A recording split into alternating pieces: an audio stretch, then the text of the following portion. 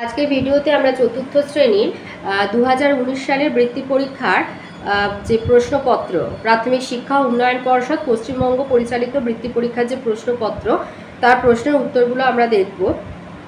একে দিয়েছে শূন্যস্থান পূরণ করো, যে কোনো 5টা করতে হবে। কয়ে দিয়েছে মৌলিক ও যৌগিক কোনোটি নয় এমন সংখ্যাটি হলো 1। খ দুটি সংখ্যার সাধারণ গুণনীয়কের সংখ্যা নির্দিষ্ট। গ একটি যৌগিক সংখ্যার উৎপাদকের সংখ্যা কমপক্ষে 3টি। ঘ একটি আয়তকার টেবিলের দৈর্ঘ্য বড় হবে প্রস্থ অপেক্ষা। একটি জোড় সংখ্যার একটি বিজোড় সংখ্যার বিয়োগফল বিজোড় সংখ্যা হবে। জোড় সংখ্যা ধরো 4, বিজোড় সংখ্যা 3, 4 থেকে 3 বিয়োগ হলে হয় 1, 1 হলো একটি বিজোড় সংখ্যা। বা ধরো 7 নাও, বিজোড় সংখ্যা, জোড় সংখ্যা নিলে 4, 7 থেকে 4 বিয়োগ দিলে হয় 3, 3ও একটি বিজোড় সংখ্যা। তাহলে একটা জোড় সংখ্যা আর একটা বিজোড় সংখ্যার বিয়োগফল বিজোড় সংখ্যা হয়। চতে দিয়েছে সেকেন্ড কি পরিমাপের একক? সময় পরিমাপের একক। ছ কোনো সংখ্যার কোনো অঙ্কের স্থানীয় মান আর প্রকৃত মান উভয় সমান হয়। এক সংখ্যার মানে এককের ঘরে যে সংখ্যাটা থাকে তার স্থানীয় মান আর প্রকৃত মান একই হয়। প্রকৃত মান হচ্ছে একটা সংখ্যা, সেই সংখ্যাটা নিজেই। ধরো 456, ধরো একটা সংখ্যা লিখলাম, একক দশক করেই লিখছি, একক দশক শতক 456। তো তোমাকে এখানে বললো 4-এর স্থানীয় মান কত আর প্রকৃত মান কত। প্রকৃত মান কিন্তু 4-এর প্রকৃত মান 4 শতকের ঘরে আছে, 4-এর প্রকৃত মান হবে 4। 5 দশকের ঘরে আছে, 5-এর প্রকৃত মান হবে 5। 6 এককের ঘরে আছে, 6-এর প্রকৃত মান হবে 6। কিন্তু যখন স্থানীয় মান বলবে, 4-এর স্থানীয় মান হবে 400, যেহেতু শতক মানে 100, তাই 4-এর স্থানীয় মান হবে 400। দশক মানে 10, 5-এর স্থানীয় মান হবে 50, কিন্তু একক মানে 1। তাহলে 400টা কী করে পেলাম? 100 গুণ 4 করে। 50 কী করে পেলাম? দশক মানে 10, তাই 10 গুণ 5 করে। আর একক মানে 1, তাই 6 আর 1 গুণ করলে 6 হয়। তাই জন্য বলা হয় যে এককের ঘরের অঙ্কে স্থানীয় মান আর প্রকৃত মান সবসময় 1 হয়। তো এখানে যেহেতু 1 দিয়েছে তাই জন্য এখানে 1 লেখা হলো, মানে এককের ঘরের আর কি সংখ্যা, অঙ্কের কোনো সংখ্যার এককের ঘরের অঙ্কের স্থানীয় মান আর প্রকৃত মান 1 হয়। তো এখানে যেহেতু অপশান 1 আছে তাই 1টা দেওয়া হলো।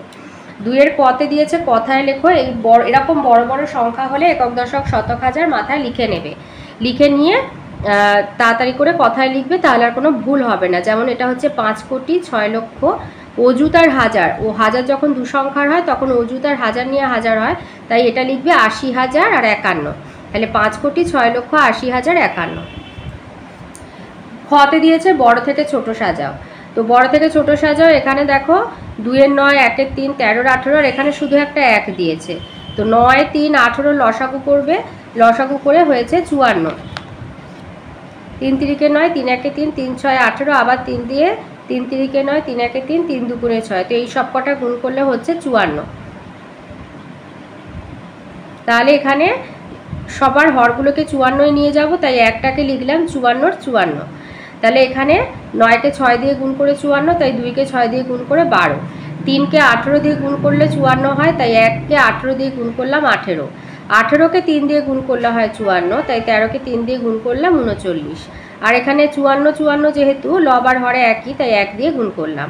তাহলে বড় থেকে ছোট সাজাতে বলেছে, তাহলে সবার বড় হচ্ছে 54 মানে 1, তারপরে আসছে 13-র 18, তারপরে আসছে 1-এর 3, আর সবার তারপরে আসছে 1-এর 3, তারপর সবার ছোট হচ্ছে 2-এর 9। তো সাজালে এইভাবে লেস দ্যান গ্রেটার দ্যান চিহ্ন দিয়ে সাজিয়ে দেবে। 2-এর গতে দিয়েছে শূন্যস্থানে উপযুক্ত সংখ্যা বসাও। এখানে লঘিষ্ঠ আকারটা রয়েছে 3-এর 4।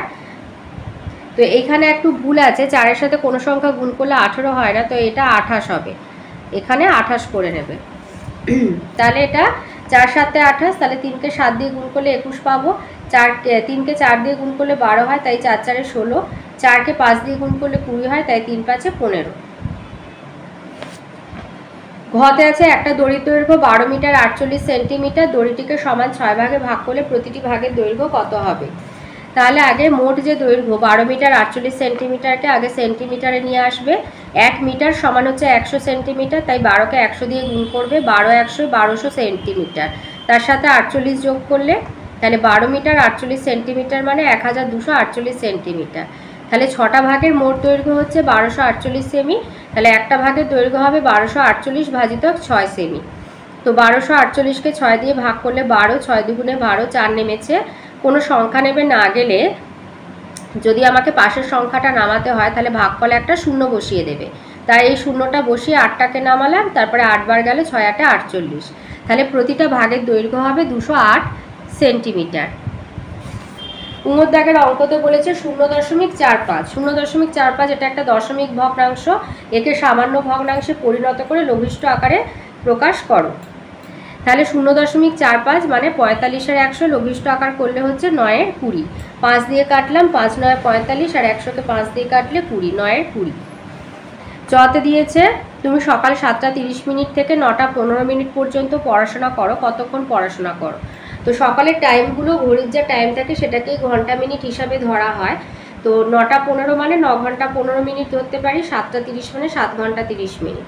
তো 9 কেটে 8 করলাম, 1 ঘন্টাকে মিনিটের ঘরে আনলাম, তাই 60 মিনিটে ভেঙে গেল। 60 আর 15 যোগ করে 75, 75 থেকে 30 বিয়োগ দিলে হবে 45, আর 8 থেকে 7 বিয়োগ দিলে হবে 1 ঘন্টা। তাহলে আমি 1 ঘন্টা 45 মিনিট পড়াশোনা করি। 6তে দিয়েছে একটি অঙ্কে ভাজক হলো 15, ভাগফল 4, ভাগশেষ 12, ভাজ্য কত নির্ণয় করো।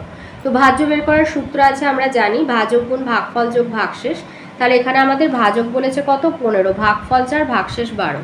তাই 15 গুণ 4 যোগ 12, 15 4 60, 60 আর 12 যোগ করলে হয় 72। 3-এর দাগে আসি। কতে দিয়েছে 5 0, 7 আর 2 দিয়ে 4 অঙ্কের বৃহত্তম আর ক্ষুদ্রতম সংখ্যা কি হবে, আর সংখ্যা দুটির বিয়োগফল নির্ণয় করো।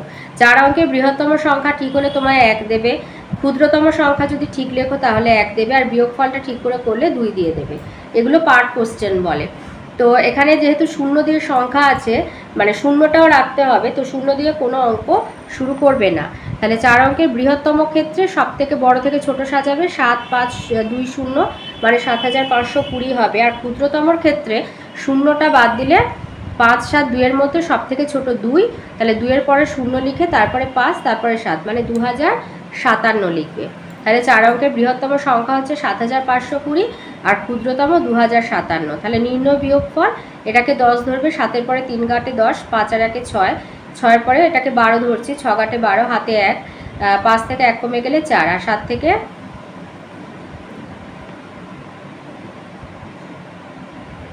2 বিয়োগ হলে 5। তাহলে 7 10, 5 একে 6, 7 8 9 10 11 12, 6 দিলে 12, হাতে 1, 5 থেকে 1 কমে গেলে 4, আর 7 থেকে 2 কমে গেলে এটা 5 হবে।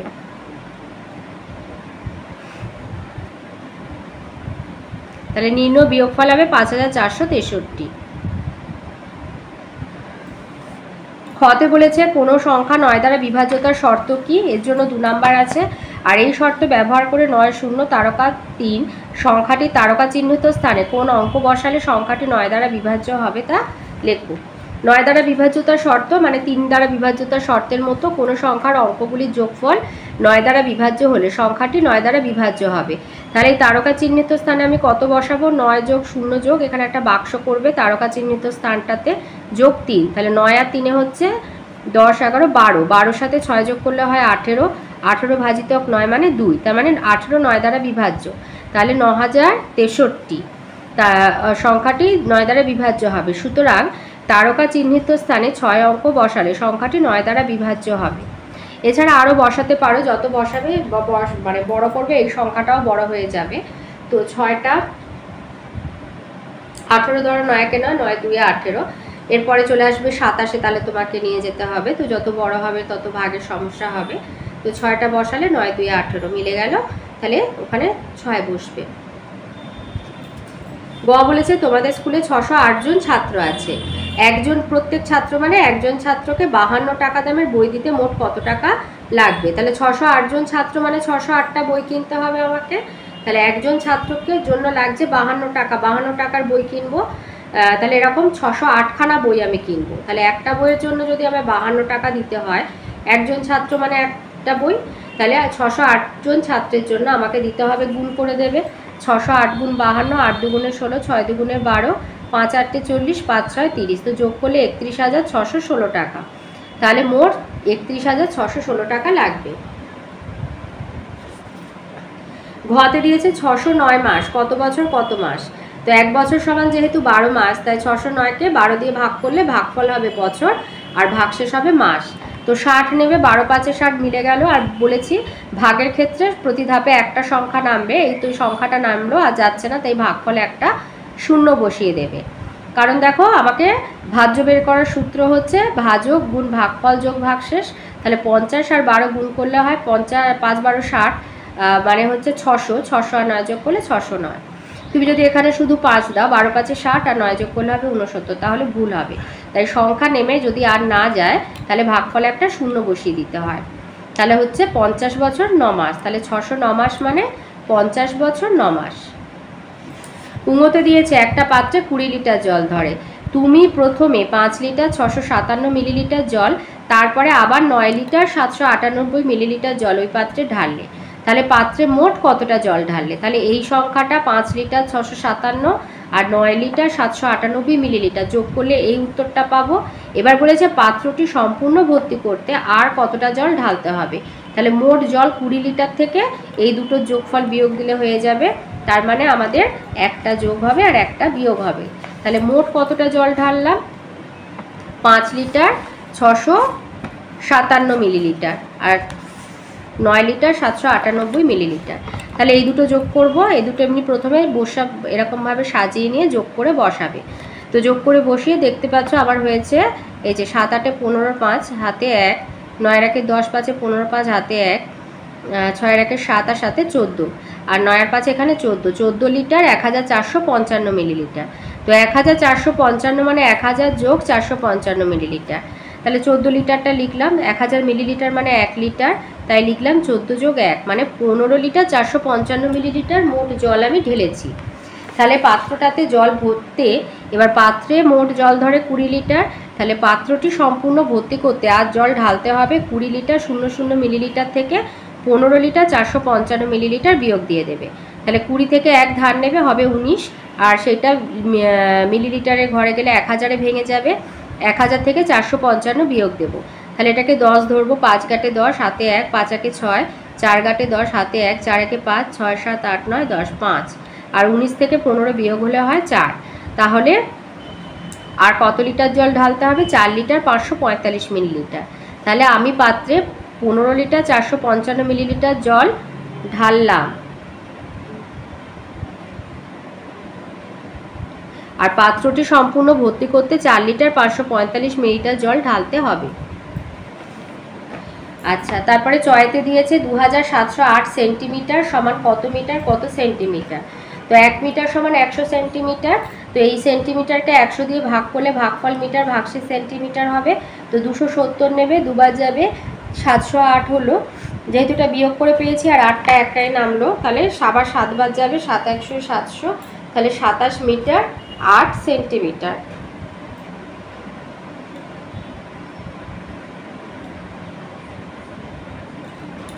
ছয়তে আসি, যোগ করতে বলেছে। তো সাজিয়ে নিয়েছি, যেহেতু 24 কিলোমিটার 503 মিটার ছিল, সেন্টিমিটার ছিল না। তারপরে আবার 3 মিটার 698 মিটার 58 সেন্টিমিটার, তাই এখানে শূন্য দিয়েছি। তো যোগ করে হলো 58 সেন্টিমিটার, আর মিটারটা যোগ করে 8 আর 3 11 1 হাতে 1, 9 1 10 0 হাতে 1, 6 12, এটা হবে 12, আর এখানে এটা যোগ করে 27 কিলোমিটার। তাহলে এটা হচ্ছে 1000 যোগ 201, 27 কিলোমিটার। এটা ভাঙলাম, 1000 যোগ 201 মিটার 58 সেন্টিমিটার। তাহলে 1000 মিটার মানে 1 কিলোমিটার, তাই 27 যোগ 1 কিলোমিটার 201 মিটার আর 58 সেন্টিমিটার। তাহলে 28 কিলোমিটার 201 মিটার 58 সেন্টিমিটার।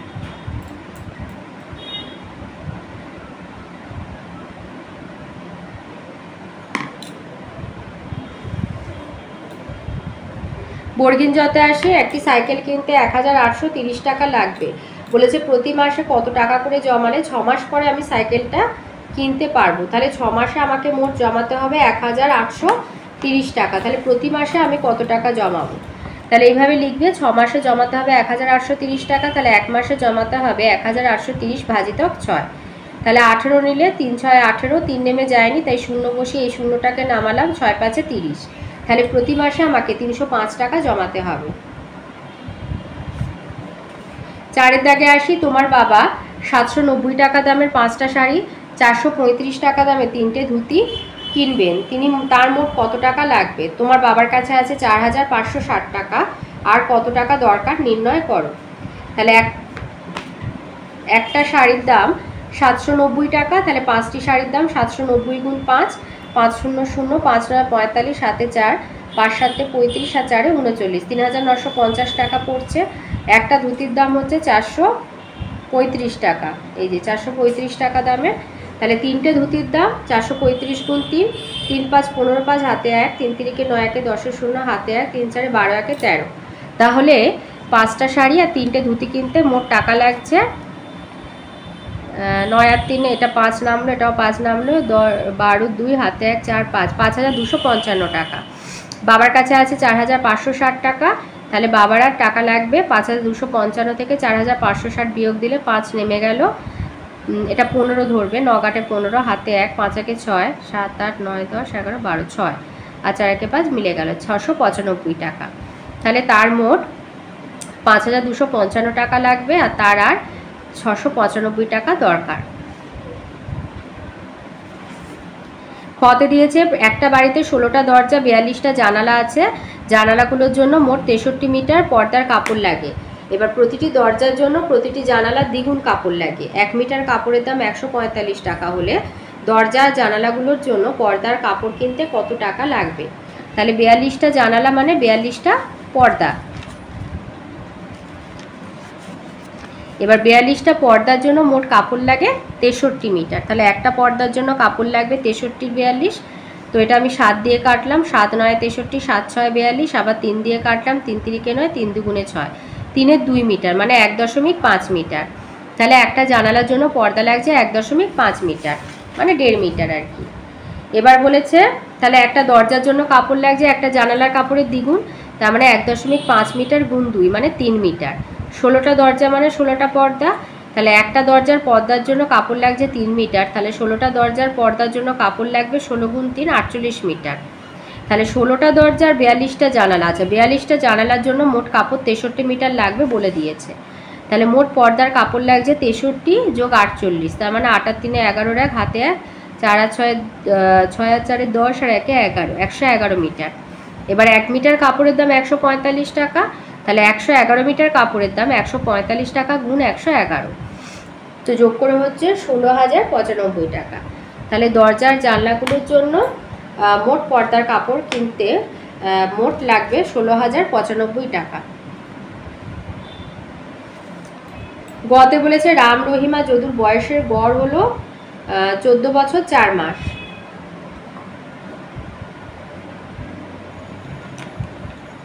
রামের বয়স 12 বছর 5 মাস, রহিমের বয়স 11 বছর 9 মাস, তাহলে যদুর বয়স কত? তাহলে রাম আর রহিমের যে গড় বয়স সেখান থেকে মোট বয়স, তাহলে গড় বয়সটাকে 3 দিয়ে গুণ করলেই মোট বয়স বেরিয়ে আসবে। তাহলে 12 বছর 4 মাসকে 3 দিয়ে গুণ করলে হচ্ছে 36 বছর 12 মাস, 12 মাস মানে 1 বছর, তার মানে হচ্ছে তিনজনের মোট বয়স হচ্ছে 37 বছর। এবার আমাকে রাম আর রহিমের বয়স বলে দিয়েছে, তাহলে রাম আর রহিমের মোট বয়স বার করব। তাহলে 12 বছর 5 মাস আর 11 বছর 9 মাস যোগ করব, তাহলে 9 আর 5 14, আর 12 আর 11 যোগ করলে 23, তাহলে 14 মাস মানে হচ্ছে 12 যোগ 2, তাহলে এর মধ্যে একটা 1 বছর আছে, তাই হলো 24 বছর 2 মাস। তাহলে যদুর বয়স 37 বছর 00 মাস থেকে 24 বছর 2 মাস বিয়োগ দেব, 37 কেটে 36 করবে, সেই 1 বছরটা মাসে আসলে 12 মাসে ভেঙে যাবে, 12 থেকে 2 বিয়োগ দিলে হয় 10 মাস, আর 36 থেকে 24 বিয়োগ দিলে হয় 12 বছর। তাহলে যদুর বয়স 12 বছর 10 মাস।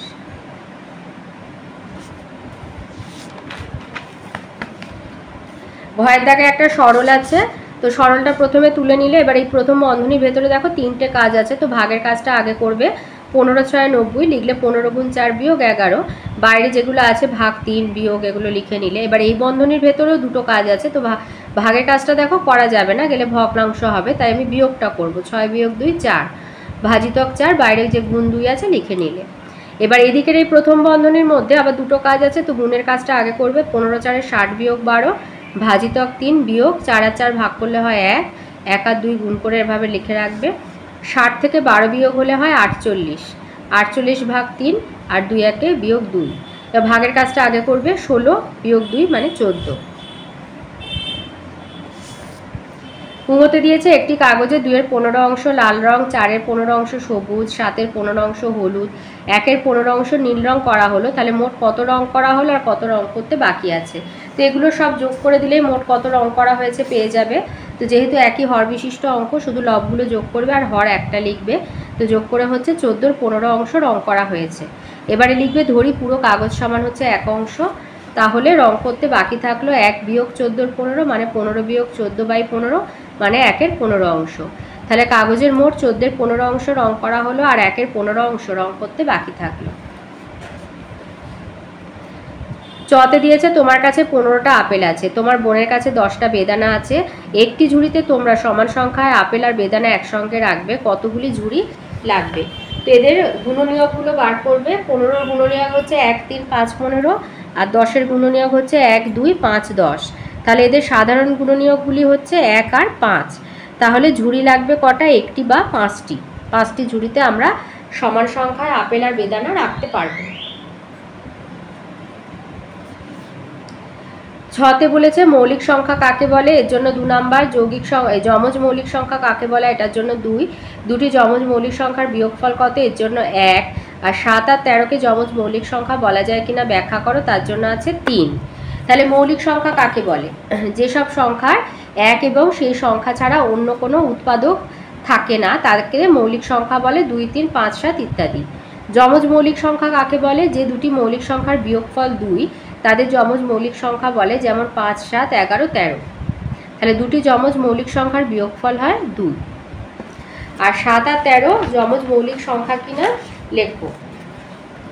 7 ও 13 যমজ মৌলিক সংখ্যা নয়, কারণ 7-এর পরের বিজোড় সংখ্যা হচ্ছে 9, কিন্তু 9 মৌলিক সংখ্যা নয়। যদি 7-এর পরের বিজোড় সংখ্যা মৌলিক হতো তখন 7 এবং সেই সংখ্যা যমজ মৌলিক সংখ্যা হতো। এটা বই অনুযায়ী, বইতে একটা দেয়া আছে 7 এবং 11 মৌলিক সংখ্যা কিনা ব্যাখ্যা করো, তো সেই অনুযায়ী। এছাড়া তোমরা বলতে পারো যে 7 এবং 13 বিয়োগফল হচ্ছে 13 থেকে 7 বিয়োগ দিলে হয় 6। তো যেহেতু 7 এবং 13 বিয়োগফল 2 নয়, অতএব 7 এবং 13 মৌলিক সংখ্যা নয়।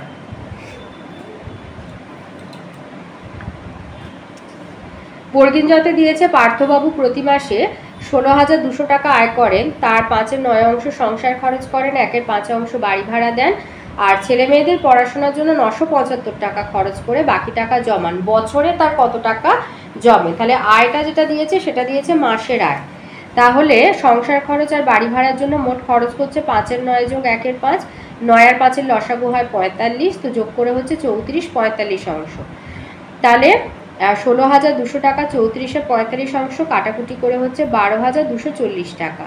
তাহলে সংসার খরচ আর বাড়ি ভাড়ার জন্য তিনি মোট খরচ করছেন 12,240 টাকা, আর ছেলে মেয়েদের পড়াশোনার জন্য 975 টাকা। তাহলে তার মোট খরচ 12,240 যোগ 975। তাহলে 5 নামলো, 7 আর 4 যোগ করে 11-এর 1 হাতে 1 10 আর 2 যোগ করে 12-এর 2 হাতে 1 3, 13,215 টাকা তার মোট খরচ।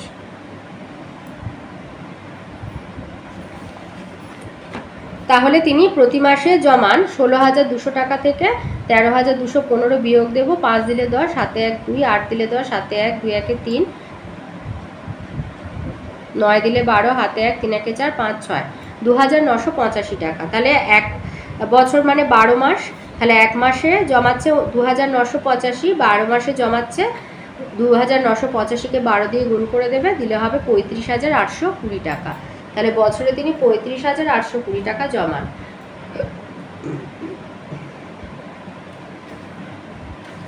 5-এর কতে দিয়েছে সমবাহু ত্রিভুজ কাকে বলে, আর একটি সমবাহু ত্রিভুজ আঁকো। এটা তোমাদের বইয়ে 205 পাতায় আছে।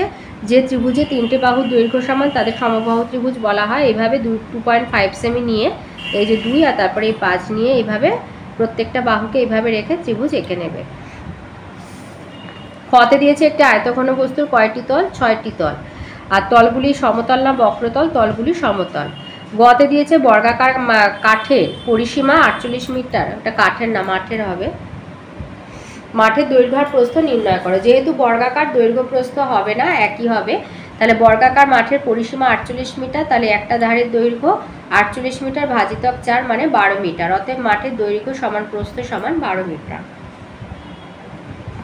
আর ঘতে দিয়েছে দুটি সরলরেখার ছেদবিন্দু কটি হবে, দুটি সরলরেখার ছেদবিন্দু হবে একটি। তো এই ছিল আজকের আমাদের 2019 সালের বৃত্তি পরীক্ষার গণিতের অঙ্কগুলির সমাধান।